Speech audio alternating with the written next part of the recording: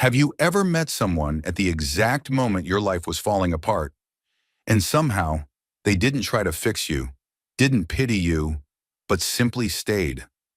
This is the story of a man who lived alone in a dusty garage, quietly mending broken engines and grieving in silence, until one cold evening, a woman in a torn wedding dress and bare feet appeared at his door. She had nowhere to go. He didn't ask why. And what unfolded next wasn't a love story, at least not right away. It was something slower, truer, something about being seen, not at your best, but at your most human. If you're someone who believes in second chances, in quiet kindness, in the beauty of starting over, stay with us.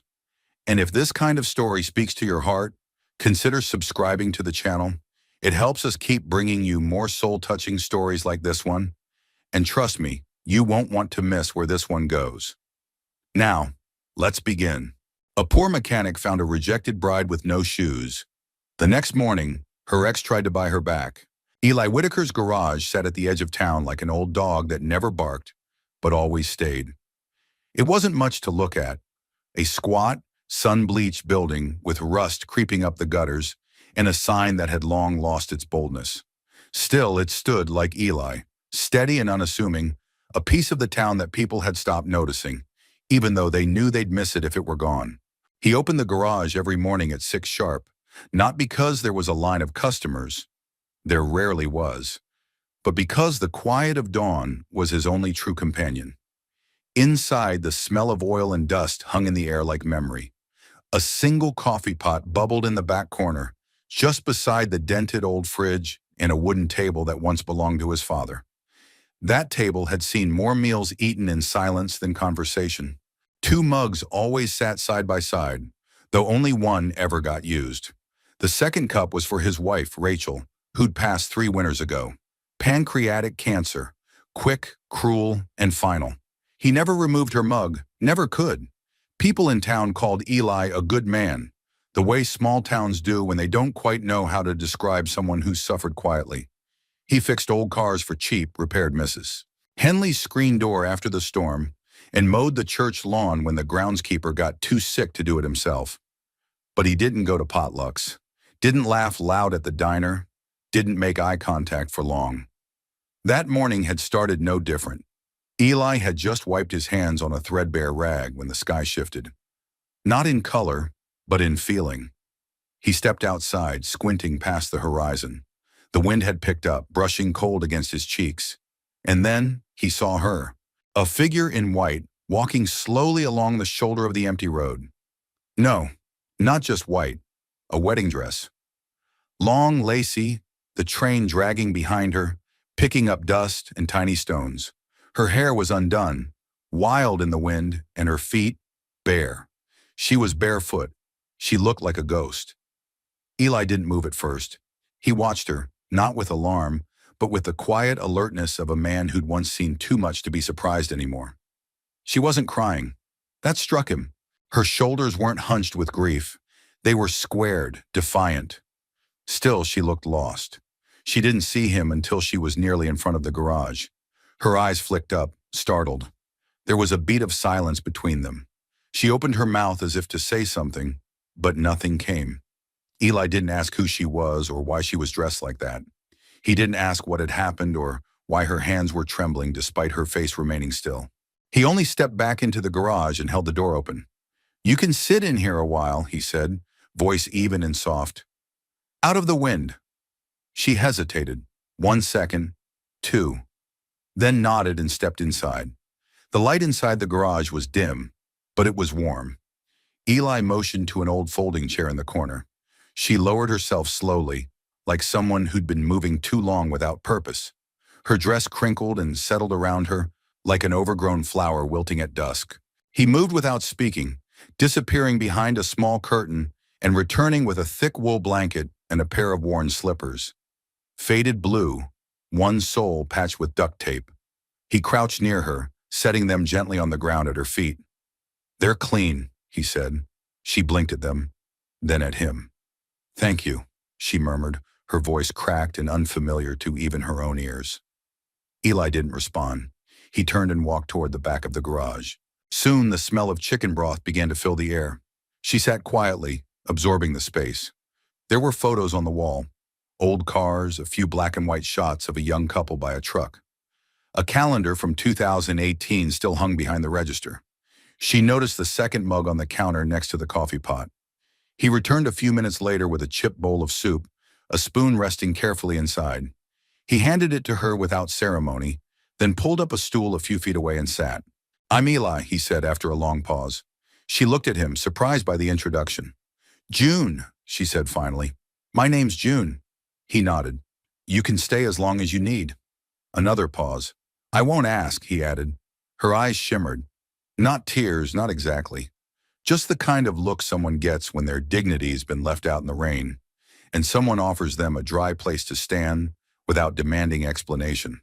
They sat in silence, save for the occasional clink of spoon against ceramic. Outside, the wind picked up. Leaves skittered across the gravel. Inside, something delicate unfolded between two strangers. A kind of understanding that didn't need words, only space. She finished the soup and set the bowl down carefully. "Thank you," she said again. Eli stood and gave a small nod. He walked over to the shelf, grabbed a clean towel and handed it to her. "There's a cot in the back," he said. "Blanket's warm." She hesitated, then took it. As she walked past him, she paused. "Why are you doing this?" she asked. Eli looked at her for a long moment. "Because someone once did it for me," he said. She nodded slowly, as if that answer wasn't just sufficient. It was the only one that made sense. When she was gone, the garage felt quieter than usual. Eli walked back to the counter, poured himself a fresh cup of coffee, and, after a moment's thought, poured a second. He left both mugs out, just in case. The night deepened, like an old record slowing down. Outside the garage, the wind howled across the flatlands, scraping dry leaves over gravel. Inside, the world narrowed to the hum of a radiator and the soft breaths of a woman sitting with her hands folded tightly in her lap. The dress made no sense in this setting. Ivory silk, smudged with dust and streaked with something darker, possibly grease from the road. The hem had torn in two places, one shoulder strap drooped from her collarbone. It had once been expensive. Now it looked like something pulled from a dream someone tried too hard to hold on to. June sat on the cot Eli had set up in the back room, where an old curtain hung like a half-hearted attempt at privacy. The blanket was coarse but warm, and the slippers, though far too big, were something to be grateful for. Eli hadn't asked a single question. She didn't know what to make of that. Men usually wanted something, an explanation, a justification, a softened version of the truth. But Eli had simply opened the door, handed her a pair of duct-tape slippers, and poured soup like it was the most natural thing in the world to offer a runaway bride sanctuary in a garage filled with rusted tools and hollow silences. She stared at the ceiling.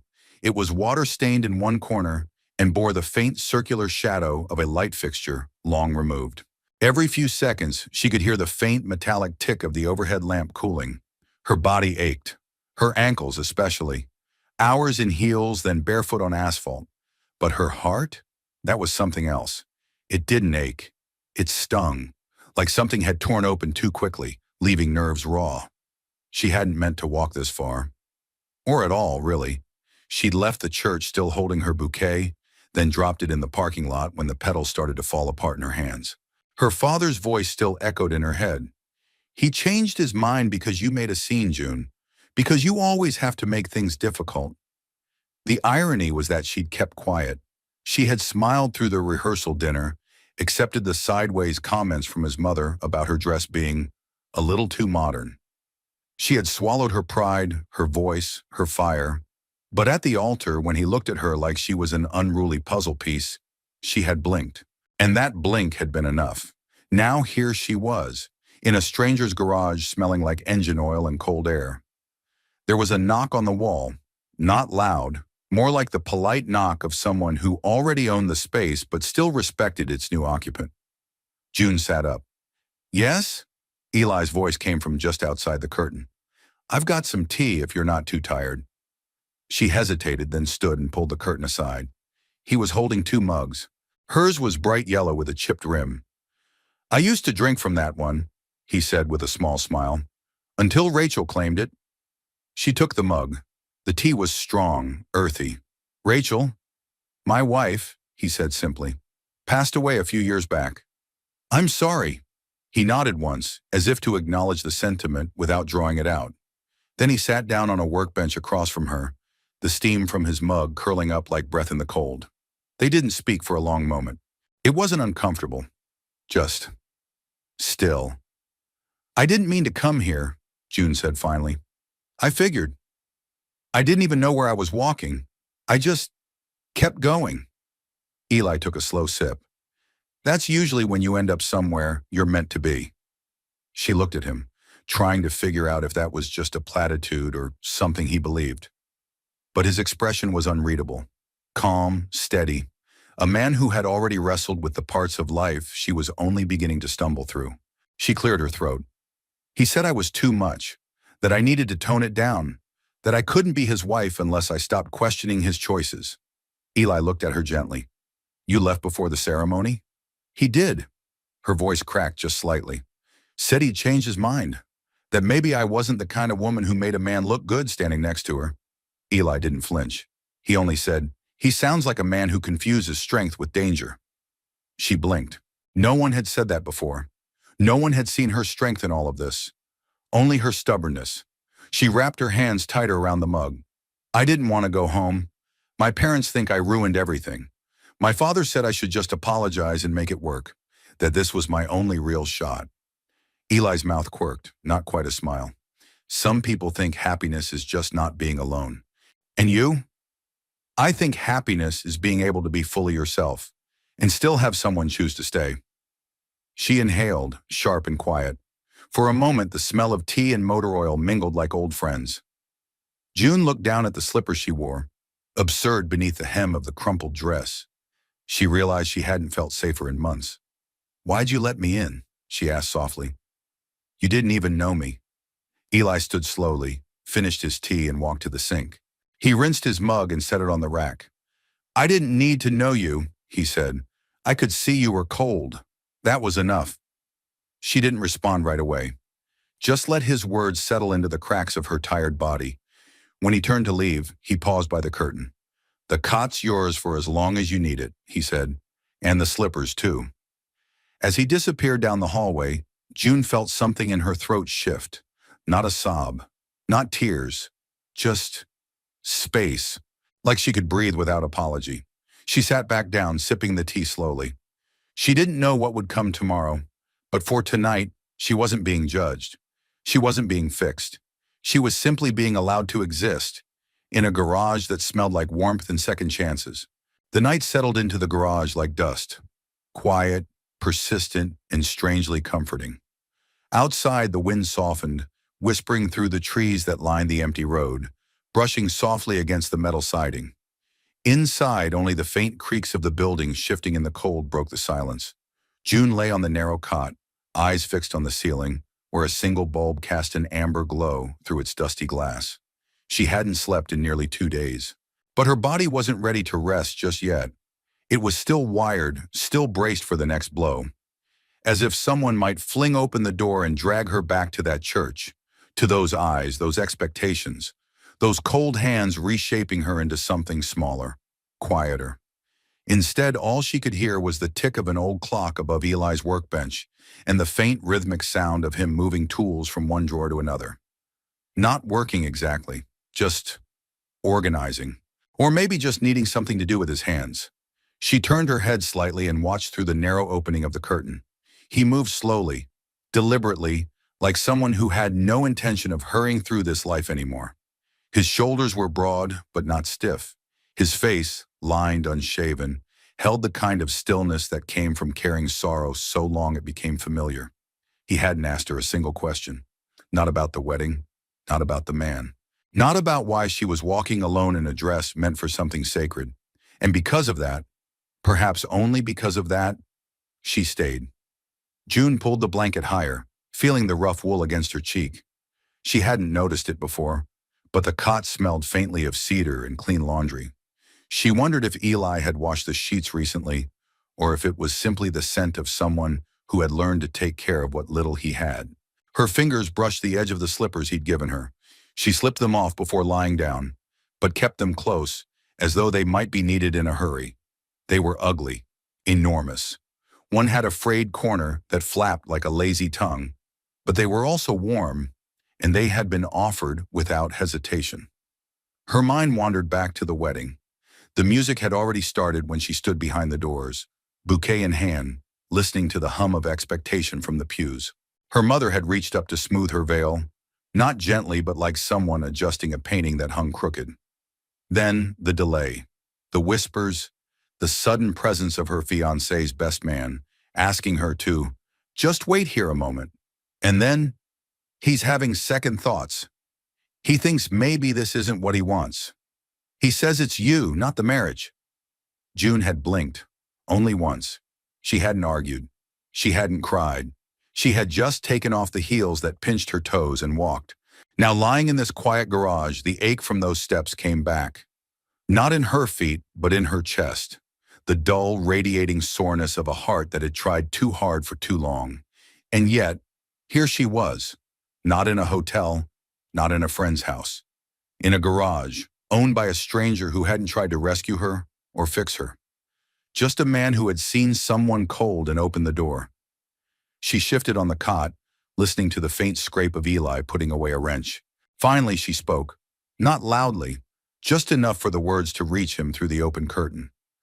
"Do you always leave the door open that late?" There was a pause, then his voice steady and low. "No, just had a feeling tonight." She nodded slowly, though he couldn't see her. "I guess that makes two of us." Another silence, this one easier. "You fix everything yourself?" she asked, her voice still hoarse from too little sleep and too much emotion. Eli leaned against the edge of the workbench, wiping his hands on a cloth. "Mostly. Some things don't want to be fixed, though." "Like people?" she asked. He didn't smile, but there was something close to it in his answer. "Especially people." June exhaled through her nose, something like a laugh, but not quite. She sat up, pushing the blanket to her waist. "I think I'm tired of being fixed." Eli nodded like he understood. "Then maybe it's time you're just left alone. Or seen as you are." She looked at him then, really looked. And for a moment she wasn't the girl in the dress, and he wasn't the mechanic in oil-stained jeans. They were just two people who had been broken differently, meeting in the middle of nowhere, offering quiet places for each other to rest. "Thank you," she said. He didn't say, "You're welcome," didn't nod, just walked to the other side of the garage, turned off the light over his bench, and let the shadows settle back in. When she lay down again, her body finally relaxed into the cot. Her fingers curled gently around the edge of the blanket. For the first time in a long while, her thoughts slowed. She didn't know what morning would bring, but she knew. Tonight, no one would demand that she explain herself. No one would rewrite her story. She was not a mistake to be covered up, or a problem to be solved. She was simply June, and for now that was enough. The scent of coffee reached June before her eyes opened. It wasn't the burnt, stale kind she was used to from hotel lobbies and corner gas stations. This smelled like something steadier, rich, warm, grounding. The kind of scent that reminded you the world hadn't ended in the night, even if your own had. She stirred beneath the wool blanket, blinking into the soft gray of early morning. The light slipped through the gaps in the corrugated siding of the garage, washing everything in a cool, muted tone. Her wedding dress, now dry, wrinkled, and smudged beyond repair, hung over a hook near the curtain like the discarded skin of someone she no longer was. She sat up slowly, legs still sore from the walk. The slippers were where she'd left them, waiting patiently. When she slipped them on again, a surprising comfort passed through her. Ridiculous things, really, but somehow they made her feel less exposed. In the main bay of the garage, Eli was already up, moving with the quiet precision of someone used to his own rhythm. He was at the counter, back turned, pouring coffee into 2 mugs. The second one, the chipped yellow one, waited on the edge of the table, already steaming. He looked up just as she emerged. "Morning," he said simply. June nodded. "Morning." He didn't comment on the dark circles under her eyes or the red crease still pressed into her cheek from the cot's pillow. He didn't comment on the slippers either. Instead, he nudged the yellow mug toward her. "Hope you like it strong. I don't remember the last time someone handed me coffee without asking for a favor first, she said, taking the cup with both hands. Well, he said, settling onto a stool, I figured you could use one without strings. She took a sip. It was hot and slightly bitter, exactly the kind of honesty she needed. For a while, they just sat. The stillness between them wasn't awkward. It was respectful, like two people sharing a dock by the same quiet lake, not needing to fill the air to be heard. Eventually, June set the mug down and wrapped her hands around the ceramic, absorbing the warmth. Thank you for letting me stay. I didn't expect kindness last night. You didn't expect to end up here, Eli replied. She gave a short, dry laugh. I didn't expect to be a runaway bride either. He nodded, offering no jokes, no half smile, just that same steady presence. It made her want to say more, not because he asked, but because he didn't. He told me I was difficult, she said, the words tasting foreign aloud. Said I made things harder than they needed to be. His mother agreed. I smiled through it all until I didn't. Eli took a sip of his coffee, then asked gently, and when you stopped smiling? He left. She looked down at the mug, right before the vows. Said I wasn't the kind of woman who made a man look respectable, that maybe I was more effort than I was worth. The silence that followed wasn't heavy. It was reverent. Eli didn't fill it with empty condolences or outrage. He just sat with her in it. After a beat, he said, some folks confuse compliance with peace. She looked up at him. What do you mean? People like things quiet, easy, predictable. But real peace isn't quiet. It's earned. It's knowing who you are and not apologizing for it. June stared at him, absorbing the weight of it. You talk like someone who's had to earn it. Eli didn't respond right away. He looked down at his hands, rough and nicked in places where wrenches in time had left their mark. My wife, Rachel, used to say I fixed things because I couldn't fix what mattered, he said, voice low. We lost our daughter. Long time ago. I buried myself in this place afterward. Thought if I just kept my head down and helped where I could, the ache would get quieter. June didn't speak. She knew the language of loss, even if her own looked different. There was a bond in the way pain made people more careful with each other. Did it? She asked softly. Some days, he said. Other days, it just reminds me I still feel. June nodded, her throat tight. She looked around the garage again. The old tools arranged just so, the faded photos pinned to a corkboard in the corner, the spotless workbench, and saw not mess, but memory, not routine, but reverence. I don't know what I'm going to do next, she admitted. I don't want to go back home. I don't want to beg someone to love me the way I am. You don't owe anyone that, Eli said. Not him, not your family. I'm just tired, she whispered. Tired of being a version of myself that fits into someone else's picture. He didn't rush to reply. Instead, he stood and walked toward the shelf by the door, rummaging through a box before pulling out a small, oil-stained apron. My wife used to help me around here, he said, handing it to her. She'd mess up more than she fixed, but she always left things better than she found them. June took the apron, eyes wide with surprise. Are you offering me a job? Eli shrugged. Not sure what it is yet, but the coffee's free, and there's plenty of grease to go around. For the first time in what felt like years, June smiled. A real, lopsided, half-broken thing. The kind of smile that wasn't meant to be pretty. It was meant to be true. She slipped the apron over her head and looked down at the faded name patch still sewn into the front. Rachel. I'll try not to break anything important, she said. He gave a quiet chuckle.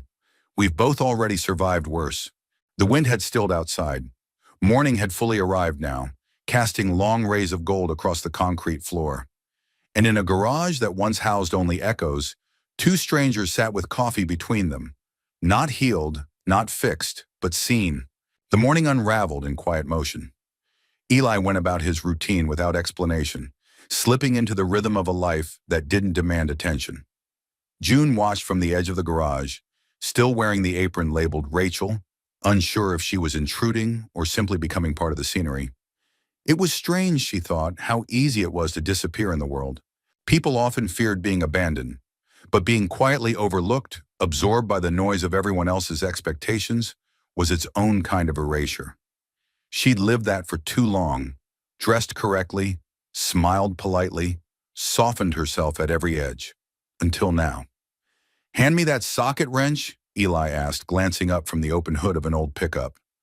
June blinked, momentarily startled out of her thoughts.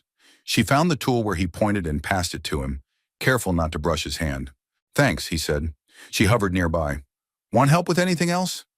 He didn't answer immediately. Instead, he leaned into the engine and tightened something with practiced ease. You ever changed spark plugs before? She snorted. I've barely opened a hood. My ex used to act like the engine would bite me. Eli gave a faint smile. Engines don't bite. They just tell the truth. She tilted her head. What do you mean? He stood, wiped his hands on a rag. If something's broken in there, it'll show you. Won't pretend. Won't lie to your face while planning to stall the next time you're stuck in the rain. June's expression softened. So they're more honest than people. He didn't confirm it. Didn't need to. By mid-morning, they were side by side, sorting through old parts and rusted tools that hadn't seen light in years. June worked slowly, clumsily, but Eli never corrected her. He just let her learn. There was something soothing about it. The clang of metal, the grit under her nails, the way every movement had a purpose, however small. She wasn't just being kept here. She was doing something. She was being. They reached a dusty shelf near the back wall, half covered in cobwebs and boxes labeled in faded Sharpie. Eli pulled down a small crate, coughing softly as a puff of dust billowed out. Inside were old parts, bolts, gaskets, screws, and one small object wrapped in yellowed cloth. He unwrapped it carefully. Inside was a metal keychain, shaped like a tiny wrench, attached to a worn leather fob. June leaned in. What's that? Eli turned it over in his hand. Belonged to Rachel. She gave it to me the day we bought our first truck. Said if I ever lost myself, at least I'd have something in my pocket that could still fix something. June went quiet. He didn't say it with sentiment. It was just a memory. Honest and unpolished. You loved her a lot, she said, not as a question. He nodded. Still do. That kind of love doesn't leave. It just finds different rooms in the house. She studied his profile, the deep-set eyes, the quiet strength in his jaw, the way grief had carved lines into his skin like gentle rivers. He was the kind of man who mourned by making things. Not speeches or noise, but spaces. June reached for a rag and began wiping down the other tools. As she did, her fingers brushed against a small frame that had fallen behind the crate. She pulled it out carefully. It was a photo. Eli and Rachel, both younger, standing beside a battered red truck. Rachel wore overalls and grease on her cheeks, grinning at the camera. Eli's arm was around her shoulders, his expression softer than she'd ever seen on him. She looks like trouble, June said with a small smile. Eli chuckled. She was. Refused to let me fix the carburetor without her supervision. Called me a control freak. June set the photo down gently. She'd probably like that I'm here. He looked at her thoughtful. She'd probably have put you to work faster. They kept cleaning. Slowly, the back corner of the garage began to take shape. Beneath the dust and forgotten projects, there was something else. Possibility. They paused only for lunch. Leftover soup reheated in an old pot, served in mismatched bowls. No ceremony, no roles. Just two people sitting on crates, sharing a meal. As June sipped broth, she said, I think this is the first time in years I've done something that didn't revolve around making someone else feel comfortable. Eli raised an eyebrow. I mean it, she continued. I used to rearrange my life around moods, needs, expectations. Walked on eggshells so often I forgot how solid ground felt. He nodded slowly. That's not walking. That's surviving. She looked at him. You always speak in quiet truths like that? He shrugged. I spent enough time talking to engines. They don't like noise. She smiled. It wasn't polished or camera ready. It was the kind of smile that came from being seen without being inspected. Later, as they swept the floor, June picked up a cracked clock with its hands frozen at 2:17. Still keep this around? She asked. Eli looked over. Stopped working the day Rachel passed. I haven't had the heart to fix it. Sufform. June held it a moment longer, then gently set it on the windowsill, facing the sun. Maybe it's okay for some things to stay broken, she said. He looked at her, a long, silent gaze that held more than agreement. That afternoon, the air grew warmer. Sunlight filtered through the high windows, catching floating dust like flecks of gold. The garage no longer looked abandoned. It looked lived in, and June no longer looked like a bride left behind. She looked like someone beginning again. She didn't need to say it, but if she had, it would have sounded like this. Thank you for not asking me to explain. Thank you for giving me something to hold that isn't a past I can't return to. Instead, she handed Eli a fresh rag and simply said, "Let's keep going." The next morning broke bright and cool, the kind of spring day that gave the illusion of new beginnings. Sun glinting off windshields, breeze just strong enough to stir the dust without biting. Eli was already outside, sleeves rolled, bent over a Buick that refused to start, while June swept the front of the garage in slow, steady strokes. She had tied her hair up with a scrap of cloth, a smudge of grease on her cheek from earlier. There was a rhythm to the work now, a strange comfort in motion without pressure. Here, no one expected her to smile on cue or mold herself to fit someone's Sunday best vision. She simply existed. Hands full, heart quiet, slippers replaced with an old pair of Eli's work boots that didn't fit but made her feel grounded. The sound came first, an engine, low and expensive. June's broom paused mid-sweep. She knew that hum. Too polished, too smooth for these roads. It didn't belong here. The car came into view a moment later, cresting the gravel curve like a shadow pulling forward. Black, shining, tires too clean, chrome mirrors catching the light with surgical precision. Eli straightened, narrowing his eyes. The car stopped right in front of the garage, kicking up a halo of dust that settled too slowly. The door opened, and there he was, Zach. Perfect hair, tailored navy blazer, shoes that looked like they'd never touched dirt. He stepped out like a man walking into a boardroom he expected to dominate, not the quiet edge of a rural road. June's hands gripped the broom tightly. He smiled, that same smile he used when charming waiters or smoothing over arguments without actually addressing them. "June," he said, like her name was a reprimand wrapped in concern. She didn't speak. Eli remained by the Buick, unmoving, watching. Zach looked around the garage, lips curling slightly. "Well, this is quaint." Still, June said nothing. "I've been looking for you," he continued, stepping closer. "You left everyone in a panic. Your father's been calling me nonstop. They were worried sick." "You mean they were worried about the mess I made?" she said quietly. Zach tilted his head. "That's not fair." "No," June replied.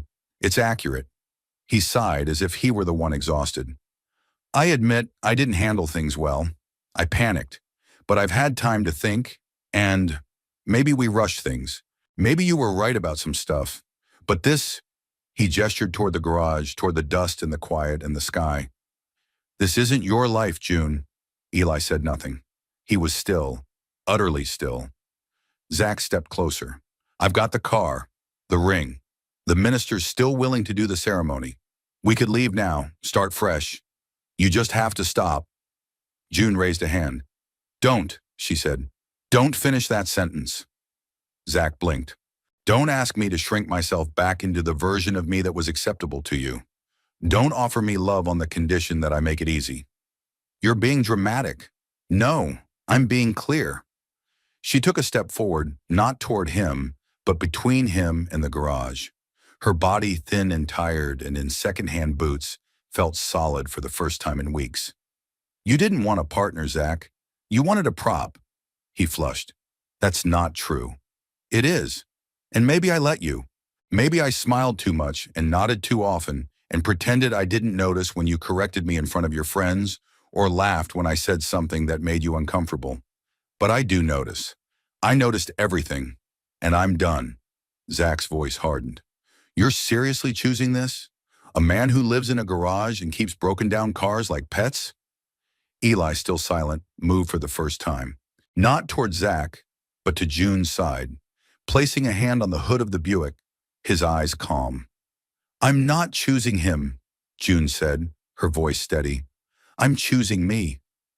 The silence was absolute. Zach's mouth opened, then closed again.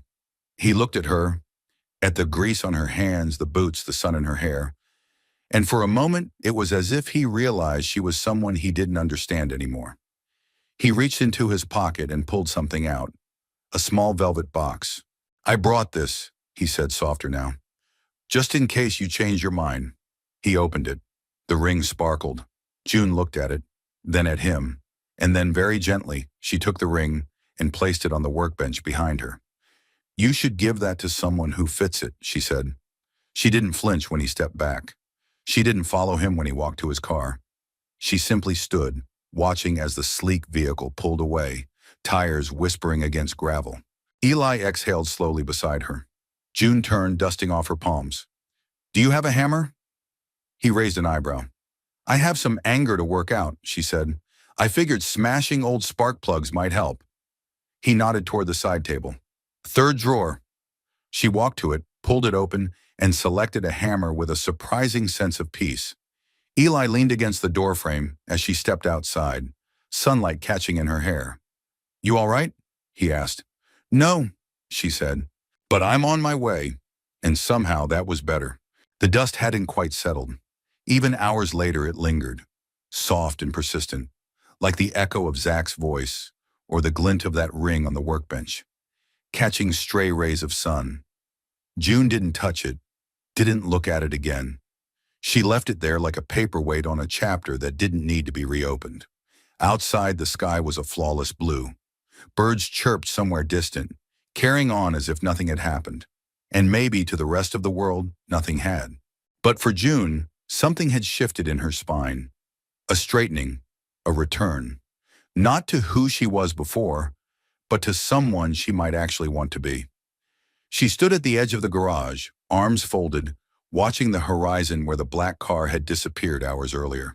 Her thoughts were quiet now, not racing, not frantic, just present. Eli had gone back to work after Zach left, like nothing needed to be said. That was something she appreciated about him. He didn't rush in with comfort. He didn't try to fix the moment. He just gave her space to feel it, unabridged and uninterrupted. And now as she turned toward the workbench where he tinkered with an alternator, she felt something else. Steadiness. Not love, not yet, but something foundational. Trust, maybe. "You didn't have to say anything," she said after a while, walking toward him, her voice measured. Eli didn't look up. "Wasn't mine to interrupt." She leaned on the bench beside him, folding her arms. "You heard everything?" "I hear what matters." That made her smile. Small, tired, but real. They worked side by side for a while, June handing him tools as he asked, wiping dust off old parts, occasionally checking the coffee pot that never seemed to run dry. It was the kind of silence that didn't push or pull. It simply allowed. "You've got a quiet way about you," she said eventually.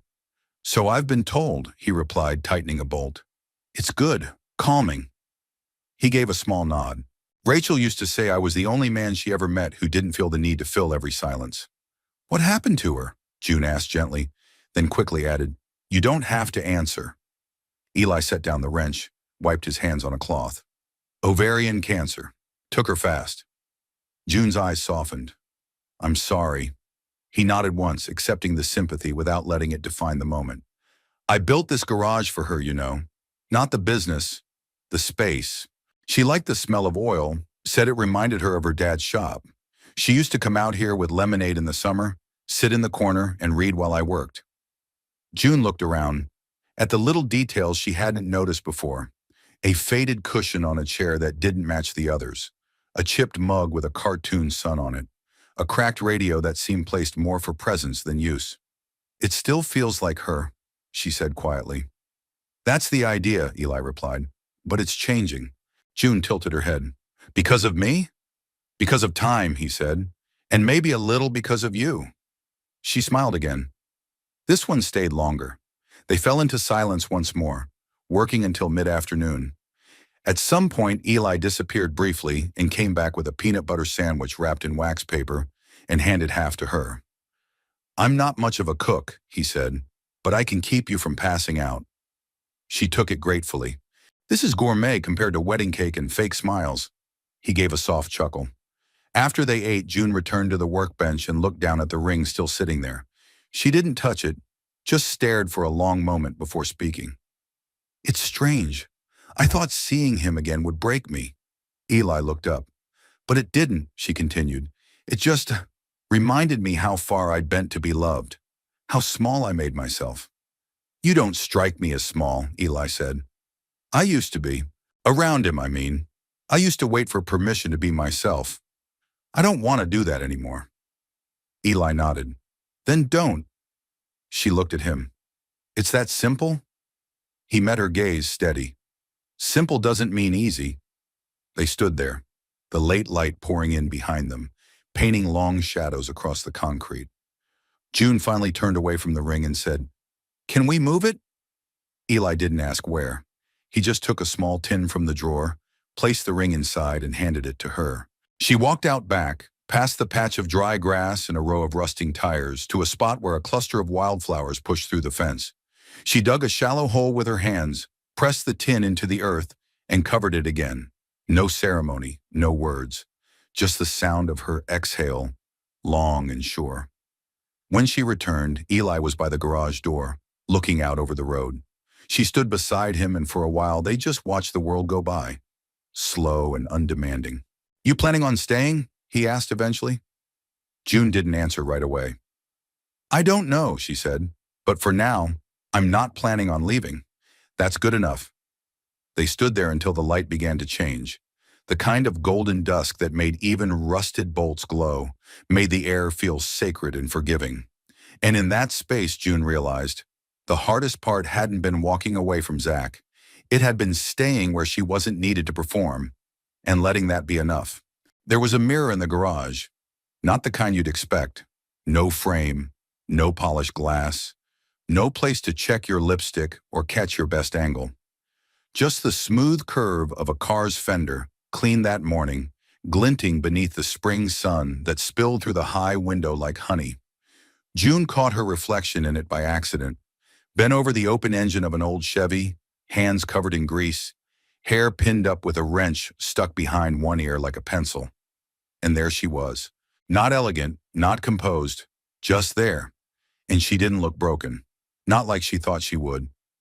Eli was nearby, handing her a ratchet and pointing to the spark plug she'd missed. He didn't hover, didn't double-check her work. He trusted her with the tools, and that, strangely, made her trust herself. She'd been there for nearly a week now, long enough for the rhythm of the place to sink into her bones. Coffee by 6, work until the sun hit the side wall. Lunch on the porch, usually sandwiches or something left over from the town's small diner. Then more hours of wrench turning, part wiping, engine listening. Not always productive, but somehow always healing. Eli rarely spoke more than he needed to, but June had learned to read him in the quiet. The way his brow furrowed when a bolt was stuck. The way he paused for a breath before offering a compliment. The way he always made 2 cups of coffee, even when he knew she might sleep in. This morning she hadn't. She'd woken with the urge to do something. Not to run, not to flee, but to build, however small. So when Eli had said, Chevy's been stalling, she didn't wait for instructions. She rolled up her sleeves and asked for the wrench. And now, staring into the metal reflection of herself, she saw someone she recognized. Not the version others approved of, but the one she might finally be proud of. June! She turned. Eli was holding a box of old distributor caps. Want to take a break? She wiped her hands on a rag. Actually, I was hoping we could finish this one. I think I'm close. He nodded, setting the box down. You're not afraid of getting dirty anymore. I think I like it, she said, grinning. Feels honest. He leaned against the hood. You've changed. Maybe I'm just uncovering what got buried. Eli studied her for a moment. Then, without flourish, he said, You're good at this. She blinked. At what? Figuring things out. Knowing when to push, when to pause. It's not just mechanical. It's intuitive. She looked down at her hands. Dirt under her nails, a scratch on one knuckle. She'd never been praised for that before. Her value had always been measured in elegance, composure, diplomacy. This was different, and it felt real. Well, she said, clearing her throat, I had a pretty good teacher. He smiled, just barely. Rachel would have liked you. June looked at him.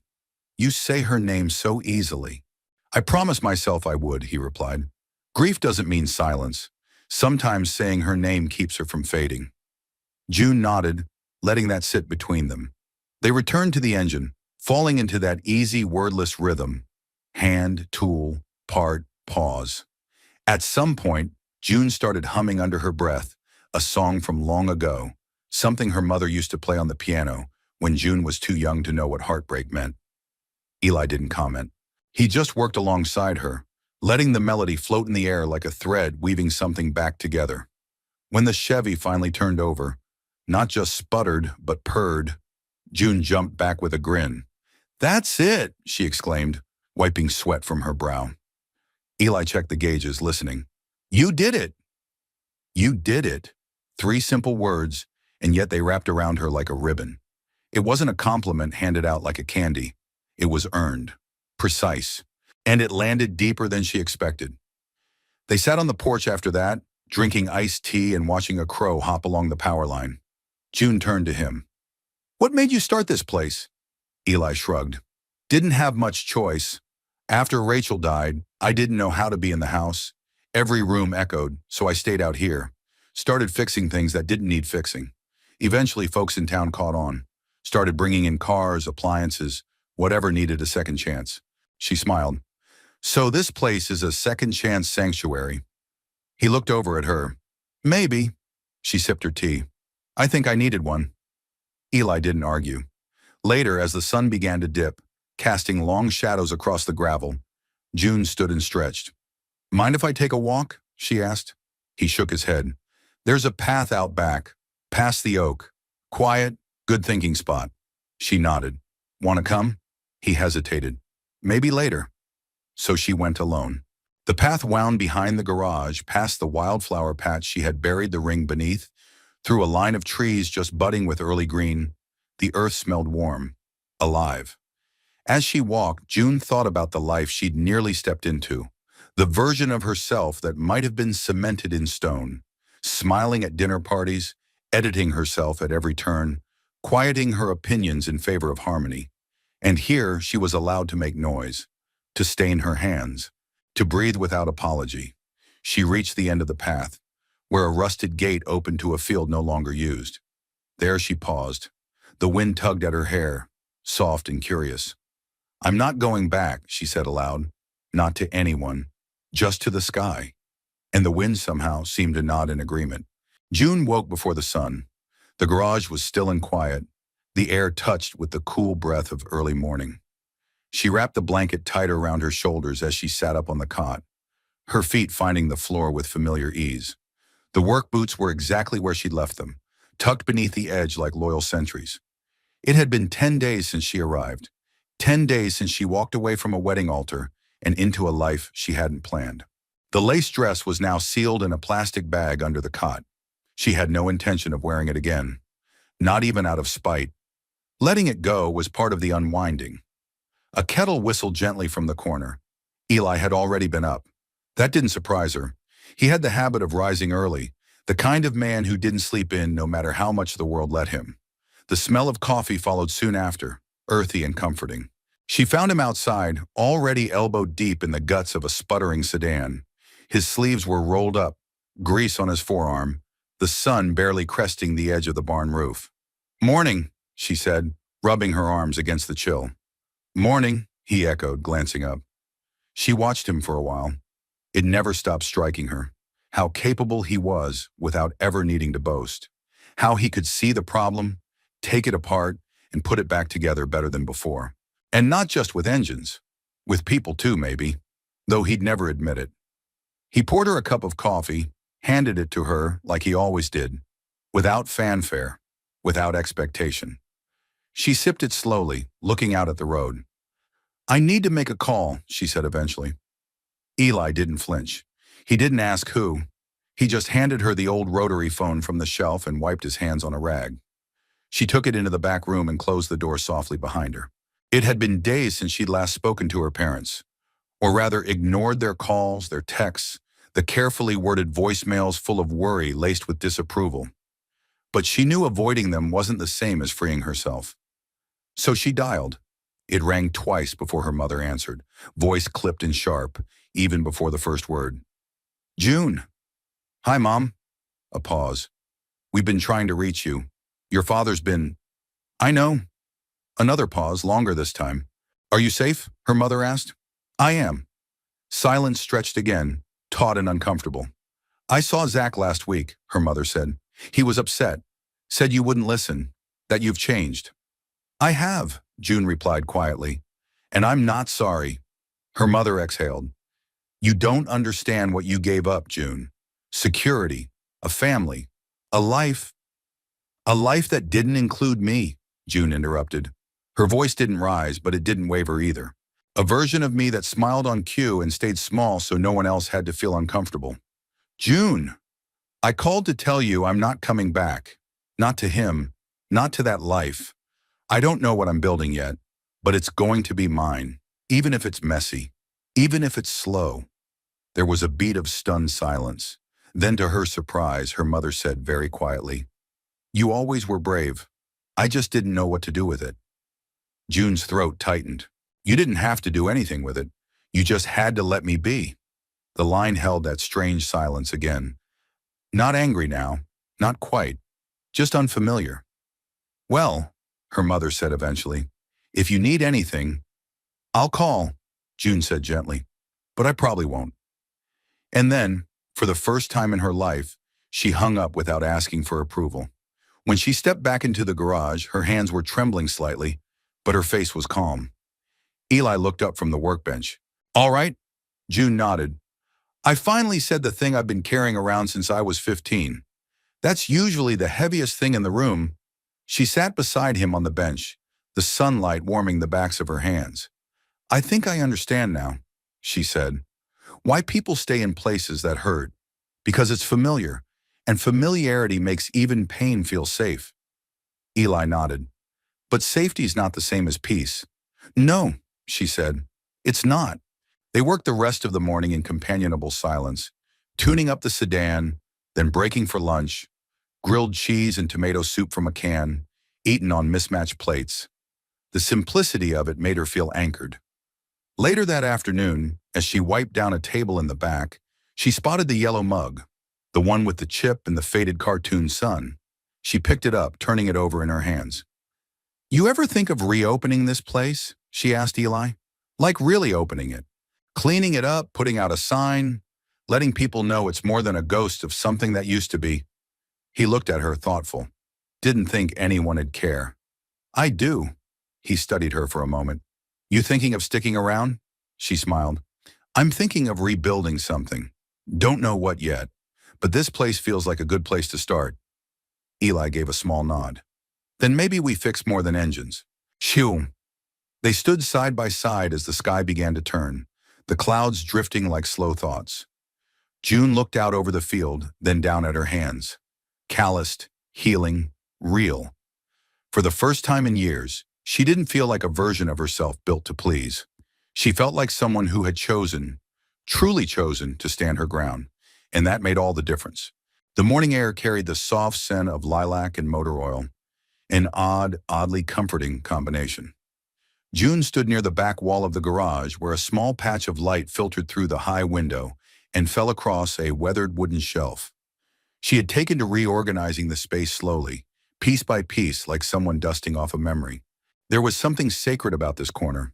A collection of old tins, faded Polaroids, a chipped ceramic frog that had no business being near carburetors, but clearly held sentimental rank. She picked up a small box tucked behind a row of spark plug sockets, its lid warped and edges worn smooth with age. Curiosity led her to open it. Inside, a stack of folded index cards, rubber banded together, yellowed with time. Notes maybe, receipts. But as she slipped the band off and began flipping through them, her breath caught. Each card held a short handwritten message in neat, careful cursive. Some had dates, others had only first names. On the top card, written in faded ink, to the woman who left groceries on my porch after the accident, I never forgot. E.W. June felt a slow warmth rise in her chest. She turned over more cards. For the man who fixed my flat tire and never charged me, thank you. For Rachel, who taught my daughter to braid her hair when I couldn't. You saved us more than you know. These weren't receipts. They were remnants of gratitude, a quiet archive of kindness. She turned back to the first card, the one with the initials E.W. Eli Whitaker. She glanced toward the front of the garage where Eli was crouched under the hood of a Dodge, humming low under his breath. "Hey," she called gently. He looked up, wiping his hands on a rag. She held up the box. "Can I ask about these?" He paused, then walked over slowly, as if bracing for a memory. "Oh," he said, softening. "That old thing. You've been saving these." He shrugged, a little embarrassed. "Just reminders. Rachel used to say we forget the good too fast. Said I should keep track of the moments when the world got it right, even just a little." June ran her fingers over the top card again. "It's beautiful." He looked down. It was her idea. "I didn't have much to offer people after she passed, but I could fix things. Bring soup. Keep a lawn mowed." "You offered more than that," June said quietly. Eli gave a small, almost apologetic smile. "I didn't want to be forgotten, so I tried to make myself useful." She set the box down gently. "That's not why people remember you." A silence stretched between them. Not uncomfortable, just full. After a moment, Eli nodded toward the cot in the back. "There's another box in that drawer. Might be more notes." She crossed the garage, knelt beside the drawer, and opened it. Inside was a small envelope, cream-colored, sealed but unmarked. Unlike the others, this one looked untouched. No folds, no date, no signature. She hesitated, then held it up. "This one?" Eli stepped closer, saw it, and stopped. His face changed, not in shock, but in something gentler. Recognition. "That's not mine," he said. June tilted her head. "Then whose?" He swallowed. "Rachel found it years ago. Left on the porch in a rainstorm. She kept it, said it didn't need to be opened, just needed to be held on to." Curious now, June carefully peeled back the flap and slid out the note inside. The handwriting was familiar, too familiar. She froze. Her eyes scanned the first few lines and her breath caught in her throat. "To the boy whose mother fed me soup after my father left. You probably don't remember me. I was 9. You were 11. You shared your sandwich with me when I didn't have lunch. Your mom gave me socks. You showed me how to fix a loose bike chain. I never forgot. I don't know where life will take us, but I hope kindness finds you again someday. I hope someone shows up for you, like you did for me. June H." The room tilted slightly. June looked up at Eli, the note trembling in her hand. "I wrote this," she whispered. Eli blinked. Slowly. "What?" Her voice shook. I must have been 9. My mom and I left my dad one winter. We ended up in a small town with no money, staying with a family friend. There was this boy down the road. He was quiet, kind. He shared food with me when I forgot mine. His mother made soup. She braided my hair. I wrote this letter and left it when we left town. I never expected anyone to find it." Eli reached out and took the note from her, gently, reading it once, then again. "We were in Indiana," he said slowly. "Small town called Fairfield. My mom used to braid every girl's hair. She said it made them feel strong." June stared at him. "Your name was June," he murmured. "You had scraped knees and a chipped tooth. You cried when the dog next door barked too loud." A laugh escaped her, shaky and stunned. "And you showed me how to fix my bike chain." "I remember the sandwich," he said softly. "Peanut butter and jelly. I gave you the bigger half." She covered her mouth, overwhelmed. All this time, all the wandering, all the pain and rebuilding. And here in this dusty garage, she had unknowingly found the boy who once made her feel seen in the middle of chaos. It wasn't fate, not the fairy tale kind. It was something quieter, a thread stitched years ago, held fast through the stretch of time, waiting to be pulled gently back into light. "I guess we were meant to meet again," she said. Eli smiled. Not big, not theatrical. Just honest. Or maybe we were just meant to remember that kindness circles back. She stepped closer, looking at him not as the man who'd given her shelter, but as the boy who'd once given her hope. "It's strange," she said. "All the places I thought I had to be to feel like I belonged. And it turns out I'd already been there once before? He nodded. And now maybe we build something from that. They stood in the quiet, surrounded by tools, by light, by years stitched together in silence. Not to erase what had come before, but to say we were here, and we are still becoming. The sun rose slow and golden, the kind of morning light that didn't rush to announce itself. It just arrived, gently filling the corners of the garage like it belonged there. The birds were already at it, chirping in the oaks beyond the fence, and a soft breeze danced with the curtain in the back room. Eli poured 2 cups of coffee. He didn't even have to think about it anymore. One mug was chipped yellow, still stubbornly intact. The other, an old blue one Rachel used to favor, now belonged to June, though neither of them had declared it so.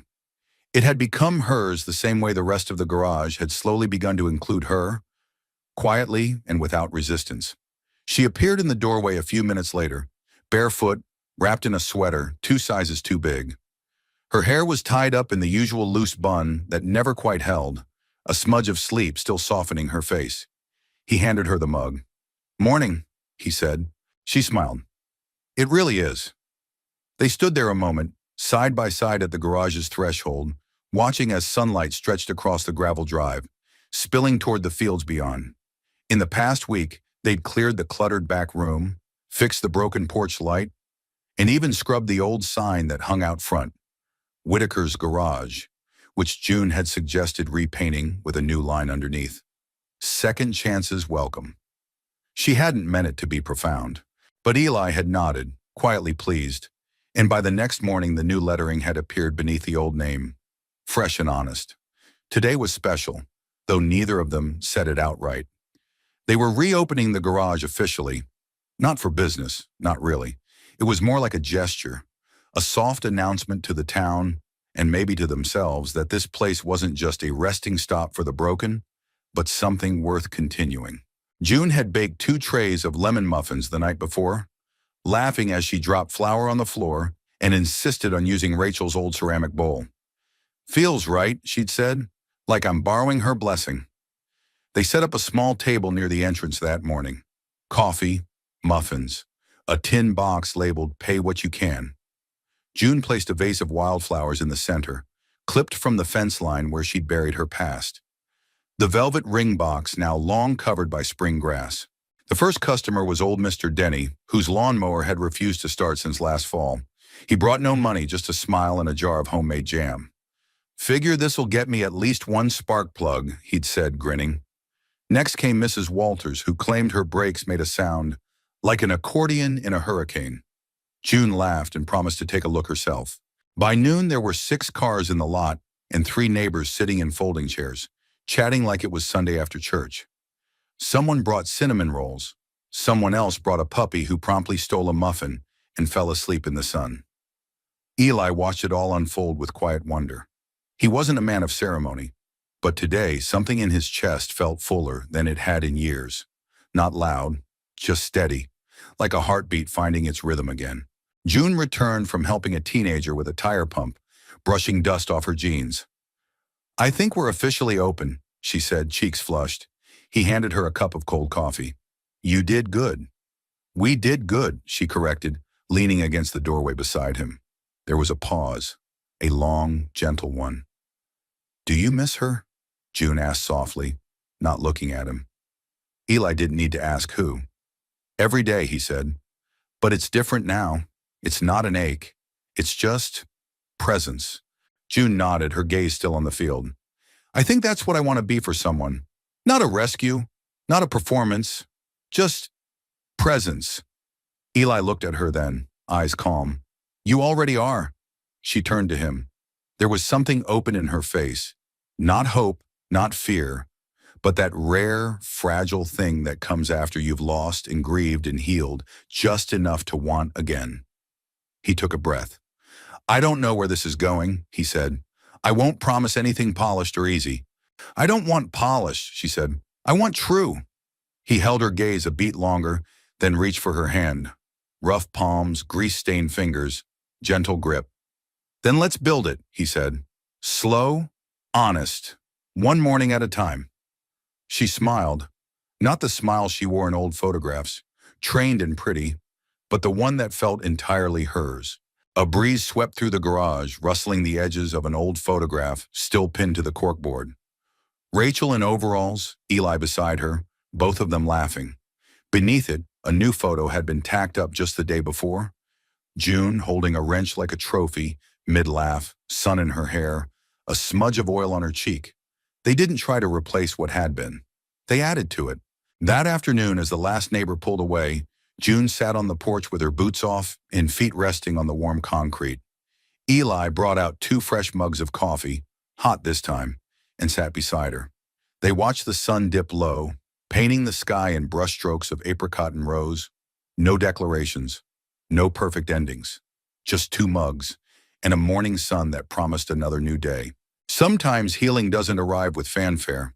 Sometimes it comes in the form of a quiet garage, a cup of coffee, a pair of worn slippers, and someone who sees you exactly as you are and stays. Now I'd love to hear from you. Where are you watching from? And what part of this story stayed with you the most? Share your thoughts in the comments. I read every one of them, and your words mean more than you know. If this story touched your heart and you'd like to hear more like it, stories about quiet strength, second chances, and the healing power of kindness, don't forget to subscribe to the channel. It helps us grow this community of kind, thoughtful listeners from all over the world. Thank you so much for spending your time here. Until next time, take care of your heart and of each other.